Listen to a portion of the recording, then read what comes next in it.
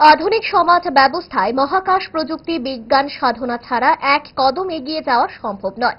ফলে নতুন প্রজন্মকে সেই ধারায় প্রবাহিত করতে হবে। কুমারঘাটে বললেন রাজ্যের বিজ্ঞান প্রযুক্তি দপ্তরের মন্ত্রী অনিমেষ দেববর্মা। কুমারঘাট পিআরটিআই হল ঘরে আজকের আয়োজনে ছিল জাতীয় মহাকাশ দিবস উদযাপন। এই আয়োজনে আমন্ত্রণ জানানো হয়েছিল কুমারঘাট মহকুমা এলাকার 10টি স্কুলের পড়ুয়াদের মধ্যে মহাকাশ চিন্তা, মহাকাশ ভাবনা এবং মহাকাশ নিয়ে গবেষণায় উৎসাহিত করার লক্ষ্যে এই কর্মসূচির আয়োজন করে রাজ্য বিজ্ঞান এবং প্রযুক্তি দপ্তর। এদিনের অনুষ্ঠানে যোগ দিতে উপস্থিত ছিলেন ভারতীয় মহাকাশ গবেষণা কেন্দ্র ইসরোর প্রযুক্তি বিজ্ঞানী মিস্টার কুন্ডু। এছাড়াও উপস্থিত ছিলেন মহাকাশ গবেষণার কাজে যুক্ত উত্তর পূর্বাঞ্চলের বিশিষ্ট বিজ্ঞানীরা, ছিলেন স্থানীয় বিধায়ক ভগবান চন্দ্র দাসও। এই কর্মসূচি নিয়ে মন্ত্রী অনিমেষ দেববর্মা সংবাদ মাধ্যমকে কি জানিয়েছেন দেখাবো।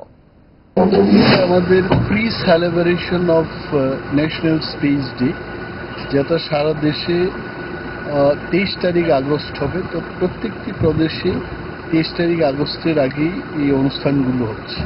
ত্রিপুরা রাজ্যে আজকে আমরা পালন করেছি যে স্পেস টেকনোলজিটা কি, এবং আমাদের এখানে রাজ্যে এটা টিস্যাট ত্রিপুরা স্পেস অ্যাপ্লিকেশন সেন্টার আছে, তার উদ্যোগে এনিস্যাক বা ইসরো এটার মধ্যে যোগদান দিয়েছে। আমরা আজকে স্পেস টেকনোলজির এই বিষয়গুলো তুলে ধরেছি, কুমারঘাটে করেছি। এখানকার মাননীয় বিধায়ক ছিলেন ভগবান চন্দ্র দাস, এবং ইসরোর থেকে বিজ্ঞানী আসছেন, আরও অনেকেই ছিলেন, স্কুলের ছাত্রছাত্রী আছে। এবং এই অনুষ্ঠানটা এখানে করার মূল উদ্দেশ্যটা হলো রাজ্যের সর্বত্রই যেন এই টেকনোলজির ব্যাপারে মানুষ ওয়াকিবহাল পায়, তার জন্য এটা।